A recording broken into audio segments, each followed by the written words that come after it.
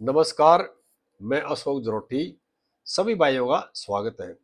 ममता दीदी फंस गई भौर में, सरकार भी गई और पार्टी भी गई। इस विषय में बात करते हैं। वीडियो बहुत रोचक है, आखिर तक देखना और बहुत ज्ञानवर्धक है। ज्यादा से ज्यादा भाइयों को शेयर करना।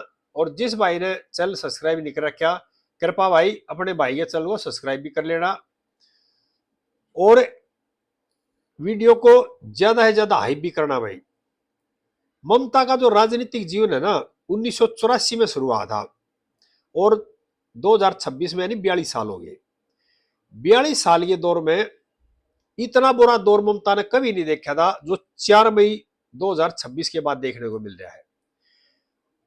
सिर्फ 42 साल के राजनीतिक जीवन में 2 साल ऐसे गुजरे थे ममता के, 1979 से 1991 तक, जिसमें ना तो एमएलए थी ना कोई एमपी थी।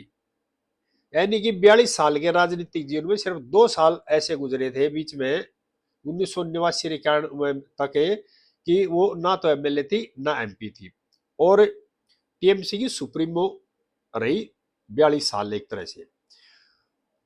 और अब जो 4 मई के बाद है ना, नतीजा है बंगाल चुनाव के, उसके बाद इतने बुरे दिन आ गए कि अब ना तो अपनी सीट निकाल सकी और ना सरकार बचा सकी और ना पार्टी बचा सकी। यानी सरकार भी गई, सीट भी गई और पार्टी भी गई हाथ से। अब ना ममता एमएलए है ना एमपी है, ना वो विधानसभा के सदन में जा सकती ना लोकसभा के सदन में जा सकती।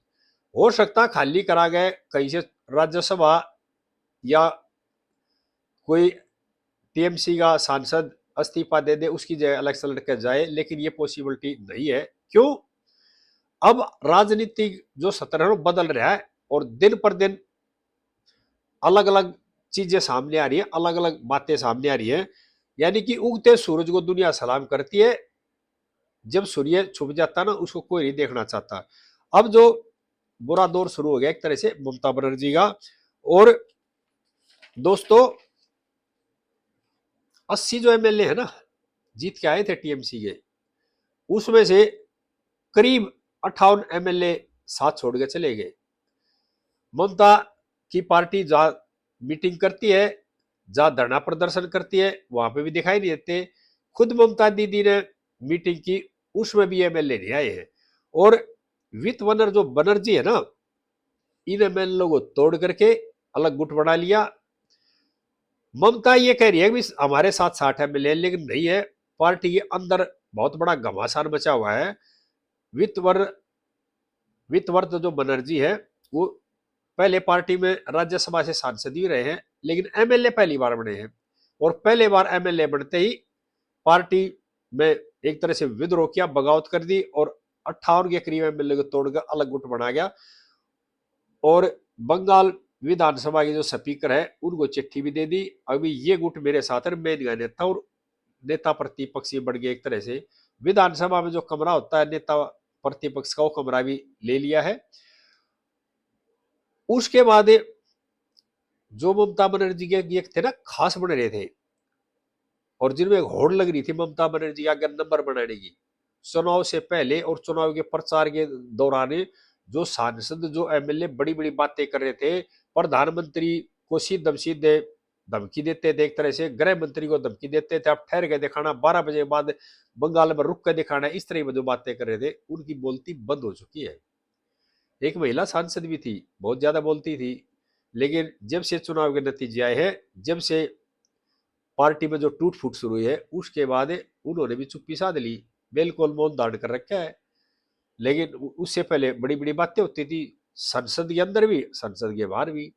लेकिन 4 मई के बाद एक तरह से टीएमसी में ऐसा घमासान मचा कि जो बड़े बड़े धुरंधर है ना, उन्होंने अपना वक्त विचारना शुरू कर दिया, चुप्पी साध ली है। 2-4 आदमी ऐसे हैं जो भी जुड़े हुए हैं, लेकिन उन पर विश्वास नहीं कर सकते, क्योंकि अब जो देश की राजनीति वो काफी बदल चुकी है। अब जो जीत कराता है वो अपनी सुविधा पहले देखता है, पार्टी और पार्टी के नेताओं की सुविधा बाद में की बातें हैं।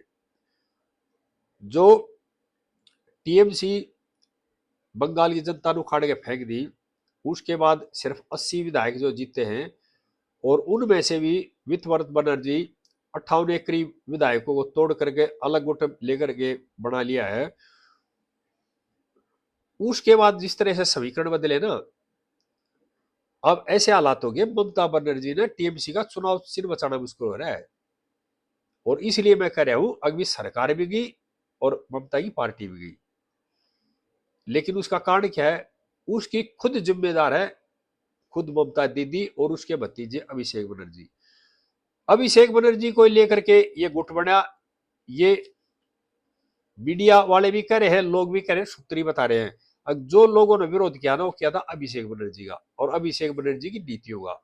उसके कारण पार्टी में टूट हुई और 58 विधायकों ने अपना अलग से गुट बना लिया। महाराष्ट्र में भी इसी तरह के हालात हुए थे। जो एनसीपी तोड़ी थी, शिवसेना टूटी थी, उसमें भी अलग गुट बने थे। बहुत बड़ी पार्टी थी, परिवारवाद भी था उसमें, लेकिन वो भी तोड़े। क्यों? उन्होंने अपनी सुविधा देखी, पार्टी सुविधा नहीं देखी। अगर आदमी अपनी सुविधा देखेगा तो शांत रहेगा, खुश रहेगा। अगर अपनी सुविधा नहीं देखा, नेता पार्टी सुविधा देखा, तो कई बार दुखी हो जाता है। उसके घर ईडी भी चली जाएगी, सीबीआई भी चली जाएगी और कई एजेंसियां चली जाएगी। लेकिन अब हालात क्या हो गए, राजनीति के नेता हो गए अपनी सुविधा देखते हैं जीतने बाद। अभी मेरा जो 5 साल का कार्यकाल वो ठीक कैसे रहेगा?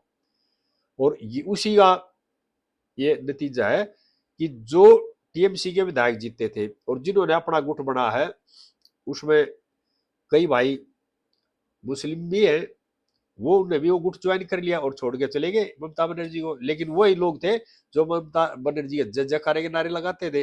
लेकिन अब जो हालात को देखते हुए उन्होंने उस गुट को चुनना बेहतर समझा। क्यों? अपनी सुविधा के लिए। और ममता बनर्जी है ना, अब एक तरह से इस तरह की बातें कर रही है जो हरावादी बातें करता ना। कल एक धरना दिया था ममता बनर्जी ने, वो उसके 5-4 एमएलए थे, 5-4 एमपी आ रहे थे, जबकि 42 राज्यसभा लोकसभा के सांसद हैं और 80 विधायक जीत के आए थे, लेकिन थे 5-5 4 4। उसके बाद ममता बनर्जी ने आरोप लगा दिया मीडिया के ऊपर और यह कहा भी देश की जो मेन स्ट्रीम मीडिया ना, वो हमारे को नहीं दिखाएगी, मेरे सोशल अकाउंट पर देख लेना। ये शब्द क्यों पढ़ने पड़े? जो नेता गलियों से जूझ करके, गलियों में मेहनत करके, सड़क पर मेहनत करके, परिश्रम करके इतने बड़े पद तक पहुंचता है और पार्टी का सुप्रीमो होता है, उसको ये शब्द क्यों कहने पड़े? क्यों? उनकी नीतियां गलत थी, उनके काम गलत थे, परिवारवाद में ज्यादा विश्वास रखा, जनता का भला कम किया, जनता ने उखाड़ के फेंक दिया, दौर बुरा आ गया, तो उन्होंने ये शब्द कहने पड़े, आरोप लगाने पड़े मीडिया पे। यानी कि अपनी गलत नीतियों में ध्यान नहीं दिया, अपनी गलत नीतियों में मंथन नहीं किया, अपनी गलत नीतियों में विचार नहीं किया, आरोप किस पर लगा दिए? मीडिया पे। मीडिया एक ऐसा मोह रहा है, उस पर कोई भी आरोप लगा लो। कभी कहेंगे अगर मेरे बयान को मीडिया ने तोड़ मरोड़ कर दिया, लेकिन अपने करनी पे, अपनी करतूतों पर मंथन नहीं करते, विचार नहीं करते। जनता ने करती कब है? जब जनता आपसे उब जाती है, आपकी करनी और कथनी फर्क हो जाता है। आप जनता के काम ना करके अपने स्वार्थ का ज्यादा ध्यान रखने लग जाते हो, अपनी संपत्ति इकट्ठी ज्यादा, यानी माल बटोरना ज्यादा शुरू कर देते हो। उसके बाद जनता सत्ता से उखाड़ के फेंकने का निर्णय लेती है और जनता उब गई थी 15 साल में ममता बनर्जी से। मैं यहाँ सभी भाइयों को एक बात और बताना चाह रहा हूँ। बंगाल की जनता ना, वो टीएमसी से बहुत दुखी हो ली थी और ऐसे इतनी दुखी हो ली थी कि जो टीएमसी के नेता ना, वो उनसे तरह से हफ्ता वसूली भी करने लगे थे। जो सरकार की योजनाएं थी उनमें भी हिस्सा पत्ता मांग लेते, जो गरीब को पैसे मिलते थे सरकारी योजना में, वहां के जो लोकल टीएमसी कार्यकर्ता थे वो परेशान करते थे, उनसे पैसे हटते थे। और यही नतीजा है कि 15 साल के शासनकाल के बाद इस तरह की जो हार दे दी ना ममता बनर्जी को, वो उनके जो गलत काम थे ना, उनका प्रतिशोध है। जनता ने जो उखाड़ के फेंका, वो उसका नतीजा है। और अब राजनीति बदल रही है दिन पे दिन, वो पहले वाली राजनीति नहीं रही। अब हर नेता अपनी सुविधा देखने लग गया है। सभी भाइयों से प्रार्थना है, अब देखना है जो चुनाव चिन्ह है टीएमसी का, वो ममता के पास रहेगा या वित्तवर्त बनर्जी का गुट ले जाएगा। पहले 2 बार हुआ है, शिवसेना भी और एनसीपी में जिसने तोड़ के गुट बनाया है ना, निशान वही ले गए हैं। ये हालात टीएमसी के भी हो रहे हैं, और अब देखना निशान किसको मिलेगा। क्योंकि जो ये एमएलए जीत का है ना, इन्होंने गुट क्यों बनाया, इन्होंने गुट बना लिया अपनी सुविधा के लिए। उनको पता है अगर ममता के साथ रहे तो आगे समस्या झेलनी पड़ सकती है। जो कुक्रम टीएमसी के राज में कर रखे थे, उनके पर्दे खुलेंगे, उनकी फाइलें खुलेंगी, और वे लोग जरूर लपेटे जाएंगे जिन्होंने गलत काम कर रखे हैं।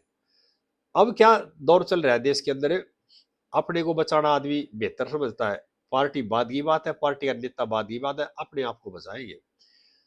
इसी तरह से महाराष्ट्र में किया था, जो जो गुट छोड़ के गए थे, यही रास्ता अपना लिया टीएमसी के विधायकों ने। और वित्त वर्त बनर्जी ने ना ये दिखा दिया, अब भाई देश की जनता ने 80 विधायकों को जता भेजा, और देश की जनता ने हमारे पे विश्वास किया, ममता पे विश्वास नहीं किया। इसलिए हम सुप्रीमो का साथ ना देकर के अपनी सुविधा देख के, और हम नेता बने, 50 साल की करीब उम्र है वित्त बनर्जी की, और आगे उनके पास टाइम बहुत है। अगर वो टीम सी में रहते तो उनको ऐसा मौका नहीं मिलता। अब मौका मिल सकता, आगे भविष्य करियर के लिए, अपने करियर के बारे में भी सोचा है। आगे इस तरह की बातें फिर शेयर करते रहेंगे भाई, और जिस तरह की अपडेट होगी वो भी बताते रहेंगे। इस वीडियो को ज्यादा ज्यादा भाइयों शेयर करो। जय देशवासियों।